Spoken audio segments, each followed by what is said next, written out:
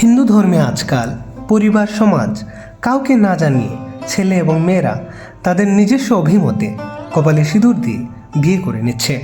কিন্তু এখন প্রশ্ন হলো, সত্যি কি শুধুমাত্র সিঁদুর দিলেই বিয়ে হয়ে যায়? কিভাবে এটি সামাজিক এবং ধর্মীয় দৃষ্টিকোণ থেকে বিয়ে নয়, এটি ভিডিওটিতে তুলে ধরা হবে। একটি সহজ উদাহরণের মাধ্যমে আমরা প্রথমে সেটি বোঝাবো। যেমন তরকারি রান্না করতে গেলে যেমন নুন, তেল, মশলাপাতি সব বিধি মোতাবেক দিতে হয়, ঠিক তেমনি বিবাহের মতো অতি উত্তম একটি কার্যেও সব কিছুর প্রয়োজনীয় রয়েছে।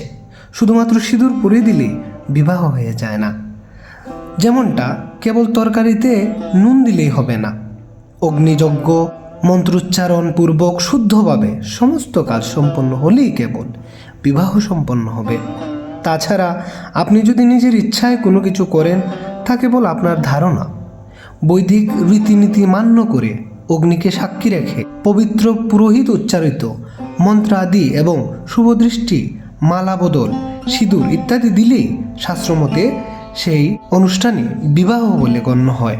যদি কেবল সিঁদুর দিলেই একটি মেয়ে আপনার বউ হয়ে যেত, তবে এলাকার বকাটে ছেলেগুলো পকেটে তারা সিঁদুর নিয়েই ঘুরত এবং যখন তখন যাকে তাকে সিঁদুর পরিয়ে দিত।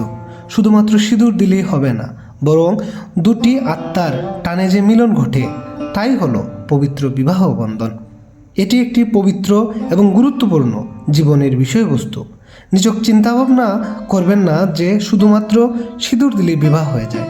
এ বিষয়ে যদি কারো কোনো আরও অধিকতর প্রশ্ন বা সংশয় থাকে, তাহলে অবশ্যই কমেন্টে জানাবেন।